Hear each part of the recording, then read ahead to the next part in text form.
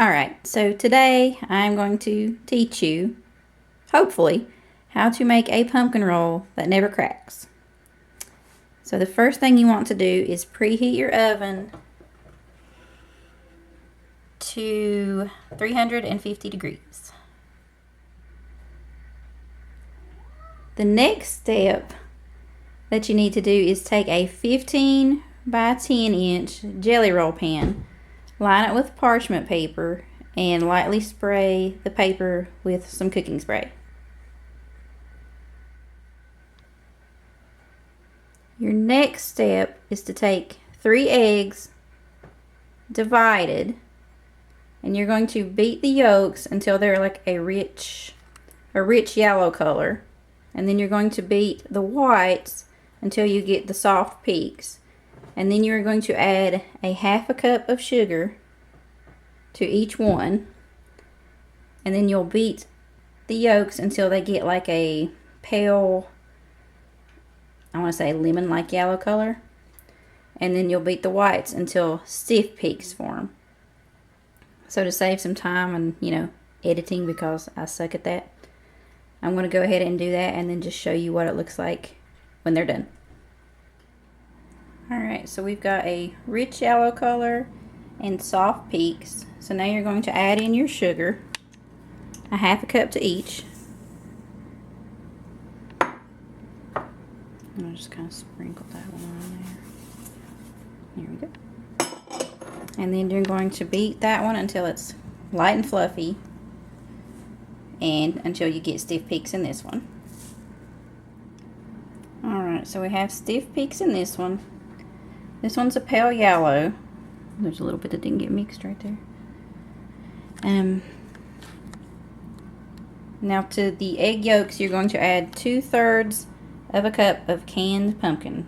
Do not use pumpkin pie mix, because if you do, this recipe will not turn out right at all. So add 2/3 a cup of canned pumpkin to your egg yolks and mix.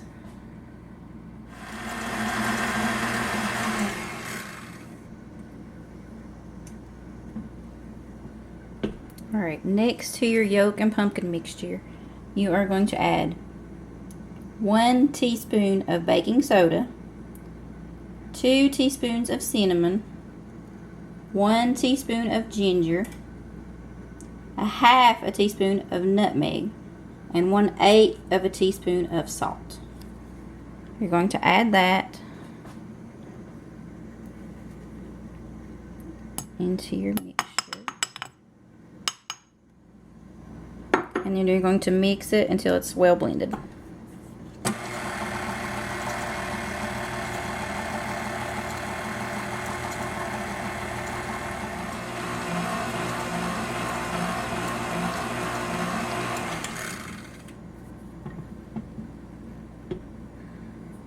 Also, don't forget to scrape down the sides of your bowl as you go along to make sure everything gets incorporated really well. Now the last thing you'll add to your yolk mixture is 3/4 of a cup of all-purpose flour.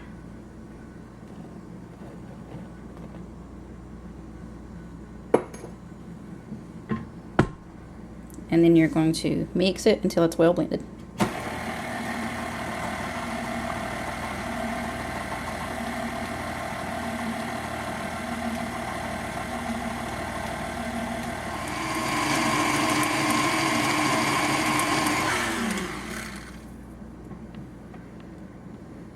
Alright, I'm without a tripod today, so I can't really hold the camera and try to fold this in at the same time.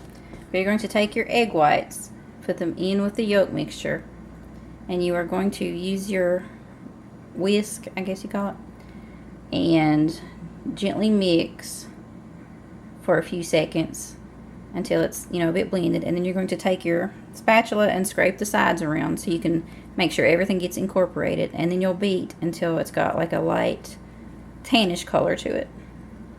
So I'm going to go ahead and add this in, and then I'll come back and show you what else I'm doing. Alright, so now you're going to turn your mixer back on, and you are going to mix this just a little bit, and then take your spatula and scrape it around to make sure you get everything in the bottom up near the top. And then you'll mix some more.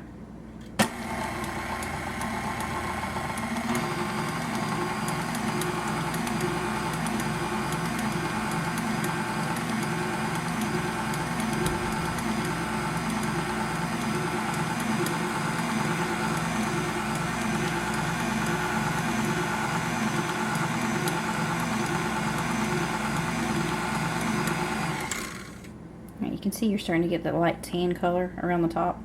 Well, you can kind of see it. My lighting's not very good.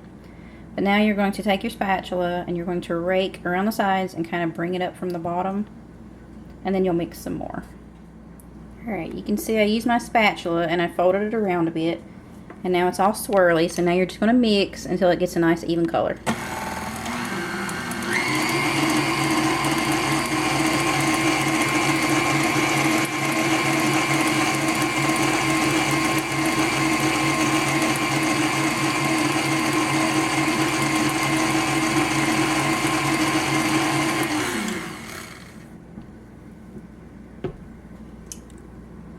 Alright, that looks good. Now you're going to take this and you're going to pour it into your prepared jelly roll pan. Alright, so we're poured into the jelly roll pan. Make sure you spread it around as even as you can, because that will help reduce some cracking, especially if some parts are thinner and thicker than the others. So just make sure you get it, you know, as even as you can in the pan. And now you're going to put it into your preheated oven for exactly 14 minutes. So while you're waiting for your roll to bake, you want to go ahead and get your next step ready. You want to take a piece of parchment paper that's big enough to hold your roll, and you want to sprinkle it with some powdered sugar. As soon as your cake comes out of the oven, you are going to want to roll it up on top. You don't want to wait. You want to immediately flip it over onto your paper and roll it up. Don't let it cool. Roll it up as hot as it is when it comes out of the oven. Alright, 14 minutes are up. Take your hot cake and flip it onto your powdered sugar. You'll get a bit of a poof.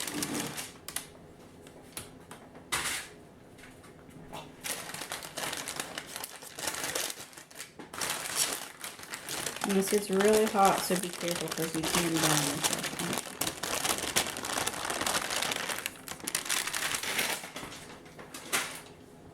And then you're going to take your thinner end, whichever one that may be, and this is this one.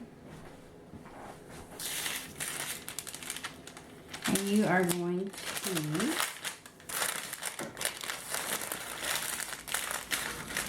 start rolling.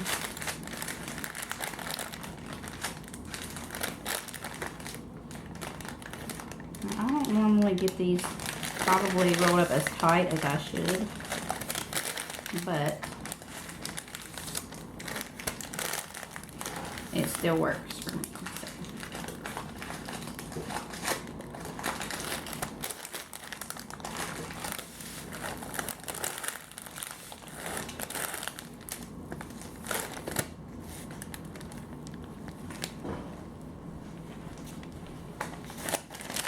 You want to roll until you get your seam kind of on the bottom, like that. And then you are going to put this on a wire rack to cool completely.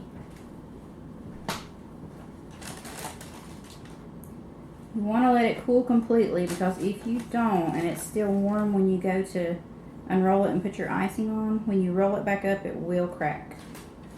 So you want to make sure it is completely cool before you do anything else to it.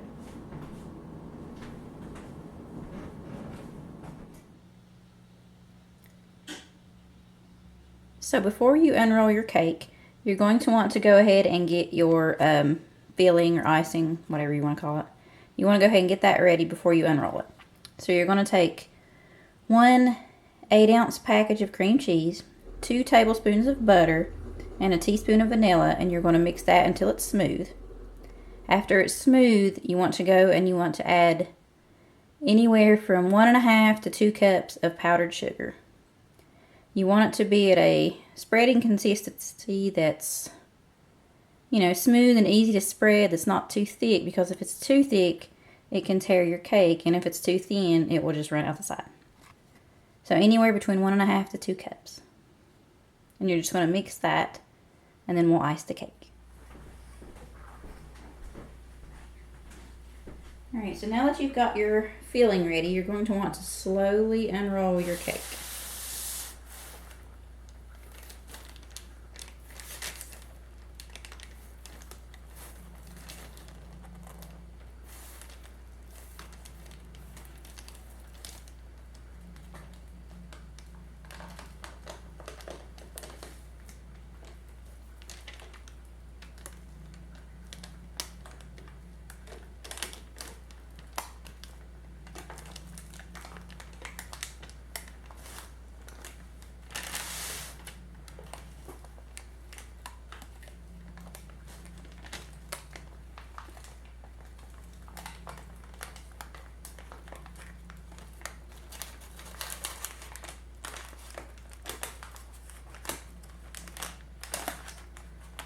The end is always the part that gets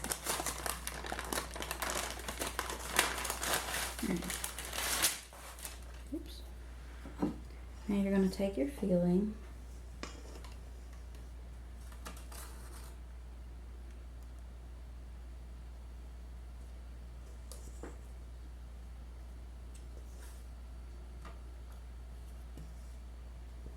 There's quite a bit of it.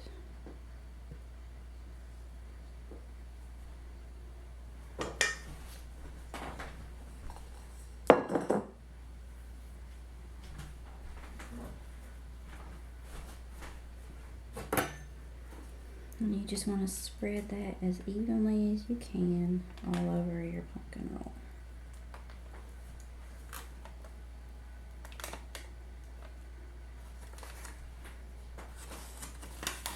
My filling, my cream cheese is still a little bit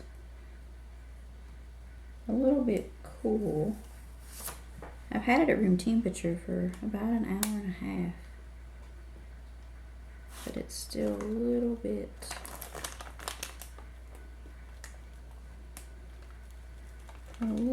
cold.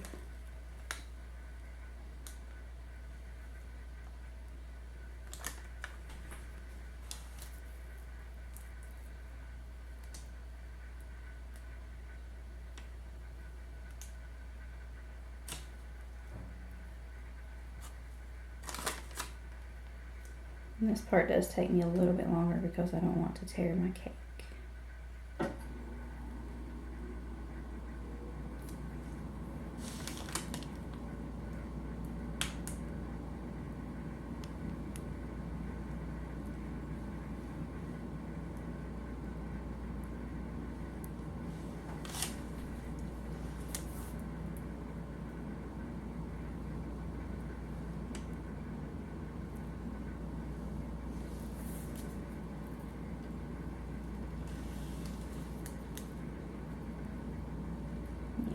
My cream cheese is still a little bit cold. It doesn't spread as good as I want it to.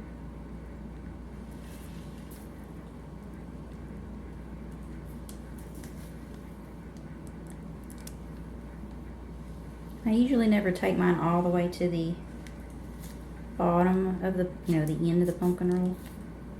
I do try to put as much as I can in the middle part. And I'll leave the seam end, I guess you would call it. I'll leave that mostly empty.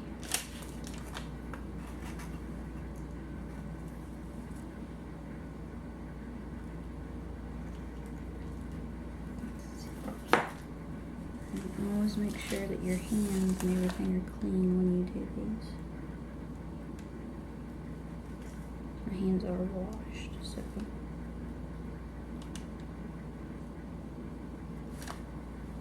let's try to stuff a little more frosting in here. You could double this recipe for frosting if you wanted to. You would have a lot of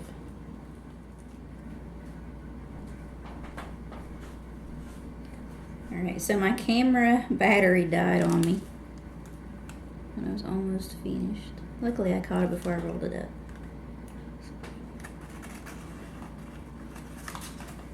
To get as much in the middle as you can.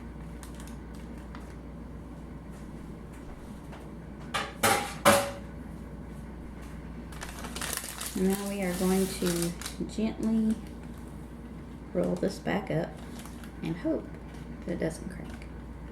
It shouldn't. I usually don't have many problems with them, but you never know.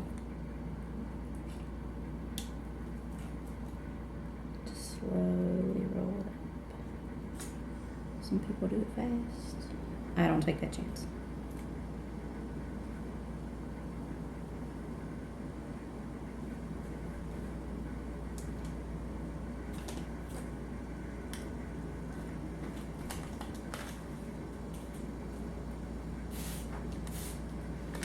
Oops, that paper is sliding.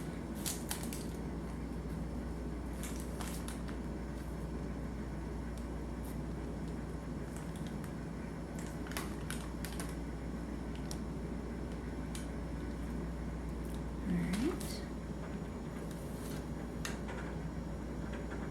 Hopefully it'll sit there for just a minute.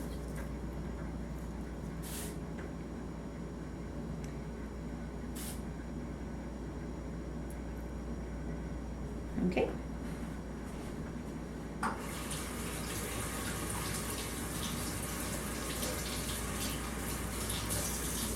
My hands are a bit sticky.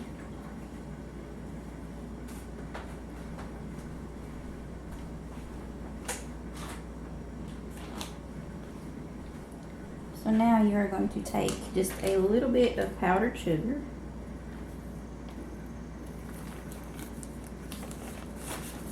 Just a small amount, and you're going to dust the top of your pumpkin roll.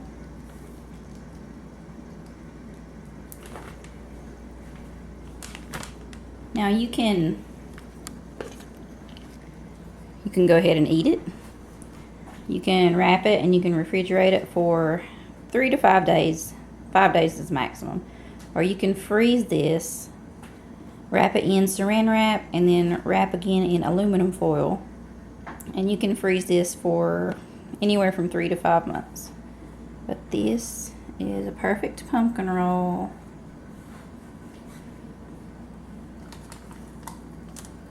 With absolutely no cracks. All right, thank you guys for watching. I hope you enjoyed this video.